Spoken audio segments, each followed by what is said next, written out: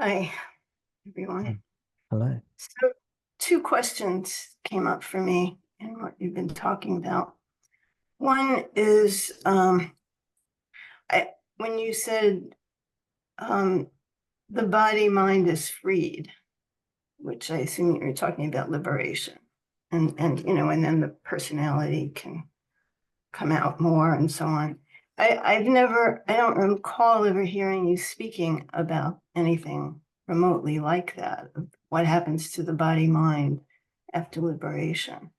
So I just was wondering, and Have I not spoken about what happens to the body mind after liberation in different terms before?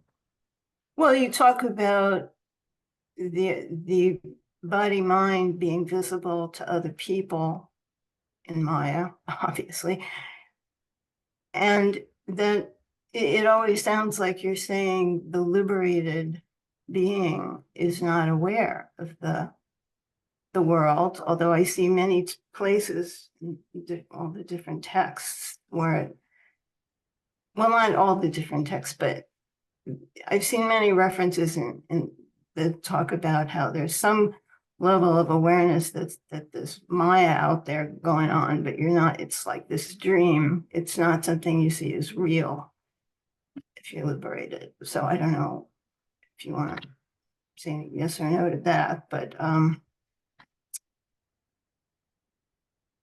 yeah, so I don't know, I just, Well, you get various answers on that. You said you had two questions, so just to take this one, um, thank you. You see various formulations of what happens to the body mind with liberation. Some people say that the liberated sage is not aware of their body anymore. Some will say they are aware of the body, but they see it as an illusion. Some will say that you're more aware of the body after liberation. All these different theories. Which one to believe? Well, the best thing is to find out for yourself. Because liberation cannot really be described in words. It's very normal and understandable for the mind to wonder about these things. Um, and it's good to ask these sorts of questions because the questions are there, but ultimately you cannot describe it in words. Liberation it doesn't make sense because liberation is not for the mind or the body, actually. So best thing is to discover what you are, find out for yourself. Then that's the true answer to the question.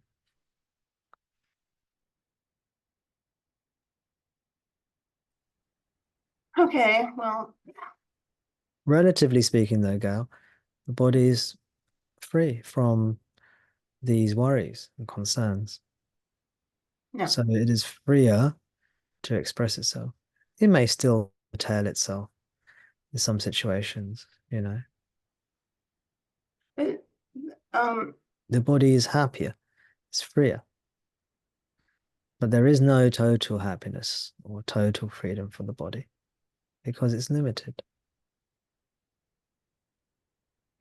As long as there's a body, and by body I include the mind, body mind. As long as there's a body mind or a mind and a body, two go together if you're alive. As long as there's a body mind, there will be suffering on that level. You'll get some days you'll be happier, some days you'll be less happy. Some days your health may be better, some days your health may be worse. That's what it's like to have a body. It's like as long as you're living in an environment, some days the weather will be better, some days the weather will be worse. That as long as there's a world, a natural world out there, some days you can have good weather, some days you can have worse weather. Yeah. Even if you're in the Sahara Desert, there are variations.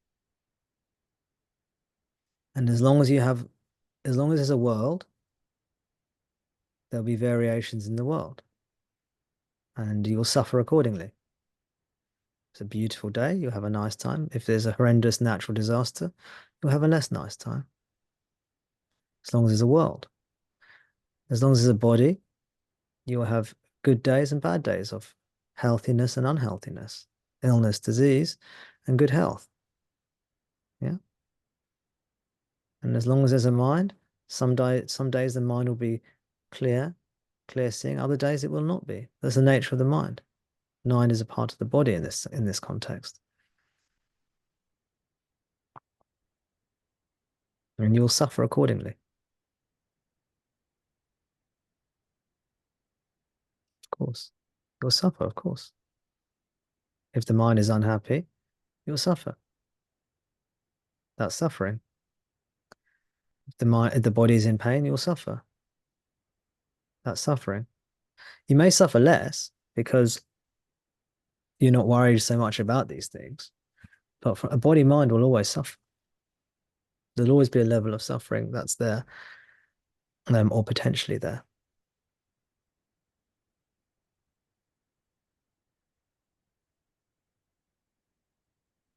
There is no liberation for the body mind. It's not possible. For example, even if you have perfected your psychology, imagine you've got rid of all your traumas and all your fears and all your phobias and all your neuroticisms. Yeah.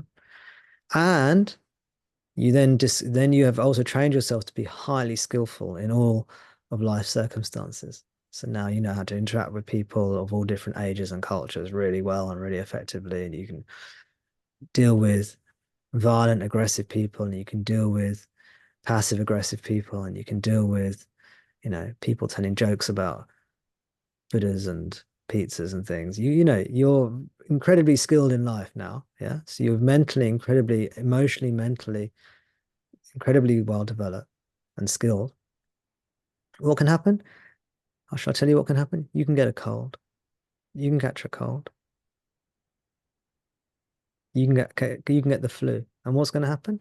Your mind's going to go all over the place potentially. Yeah. Because when you have a virus in your system, the psychology changes. Or you get Parkinson's disease. Or you get Alzheimer's disease. Yeah. Your frontal lobe stops functioning so well. You start becoming aggressive when you don't mean to be because the brain's affecting these things. Yeah. Or someone hits you on the head by mistake. By mistake, someone hits you in the head, and by mistake, you trip over, you bash your head on the ground.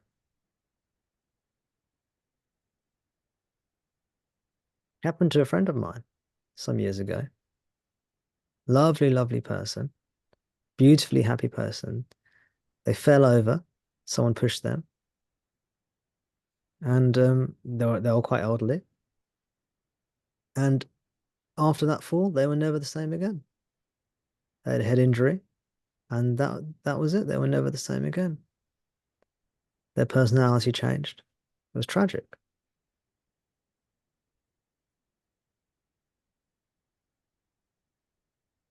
And sorry to say, eventually they passed away.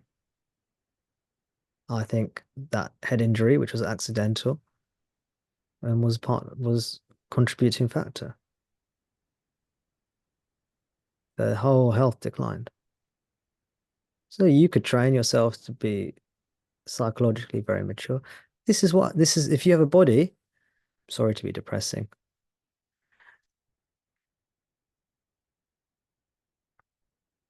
If you have a body or a mind, the mind is like the weather. Yeah. Eventually the rain will come, or eventually the storm will come, or eventually the earthquake will come. If you have a mind, that's what's going to happen. Yeah. You catch a cold, you get dementia, you get head trauma, you get some other problem. I was going to go through some more, but maybe I'm being depressing enough. You get metastatic cancer, you know? So Tom, can I say something? Yes. I, Um, I was droning on, wasn't I? Sorry, guys. I assume you're talking now about what I was talking about, like the body mind that appears to still be in existence after liberation. Is that what you're talking about, or did I get lost somewhere? What do you think the point I was making was? Well, I would imagine you were making an argument for get liberated so you can be free of all That's this. definitely true. Believe it or not, that was meant to be a motivational, inspirational speech. Well, it didn't really work for me. Yeah. I'm already motivated, Here's all so the shit that can happen to you. yeah, Yeah. I rehearsed that shit a If it lot. hasn't already happened, I'm well aware. here's some stuff. Yeah. But so But and I know that's one thing I was saying. But the other thing is I'll just say it. There's an idea that the if trained or if you get the certain kind of knowledge or insights or realization that the body mind itself will be free from suffering.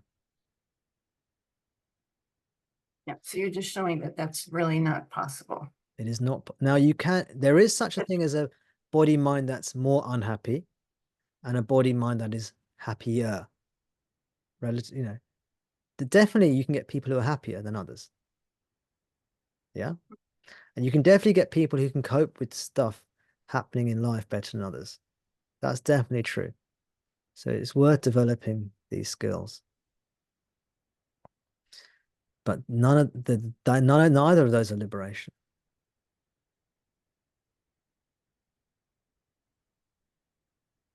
And there's an idea, maybe faintly in the back of some of your minds, maybe, maybe not, that liberation is for a body mind. And that when you're liberated, you'll be a person, but you'll be serene through life. So would you say that, from things you said, it sounds like the closer you come, like you're on the spiritual path and you're moving closer to liberation. Would you say your life, and it sounds like I believe you said that your life does get better It and does. better. It does. Okay, so that's As understanding. the wonderful thing about this teaching is that even if you don't attain liberation, your life just gets better and better and you feel happier and happier. So when you get liberated, your body, But mind is left that's not liberation. highest state it was in, and Sorry, I you may not interrupted you, so know I couldn't them. hear you. Say that, start again, that last bit, Gail, sorry. So when you reach a point of getting liberated, the body mind is left in at whatever level it had attained, and it's somehow not in You won't be worried. In liberation, you realize that you are not the body mind. right. Okay, now it sounds so simple to say that, but the ramifications are huge, drastic. Yeah. Yeah. Some people distort the teachings. They say, well, sure, you realize you're not the body mind, but you also realize that you are the body mind. Yeah. This is the ego climbing back in through the back door. This is the ego climbing in, trying to have its cake and eat it. So you realize you're not the body mind, and you also realize you are the body mind. Yeah, this is said many sort of modern style teachers say this. And probably, you know, over the centuries too. But this actually is a distortion.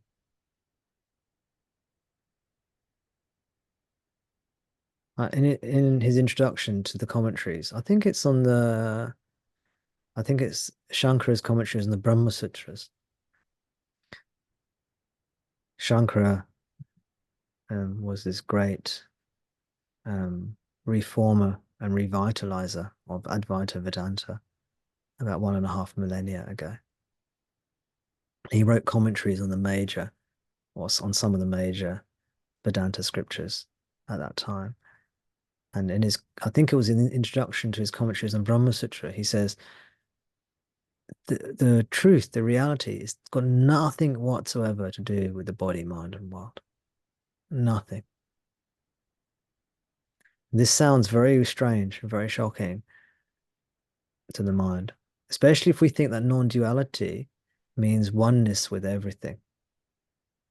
There we go with that joke again.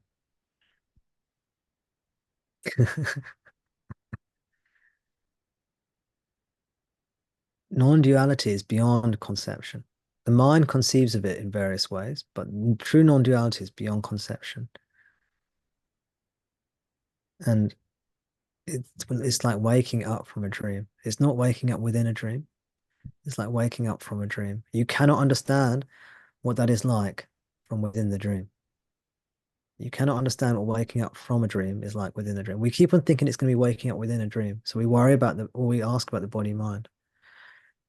You will not be concerned about the body mind in liberation.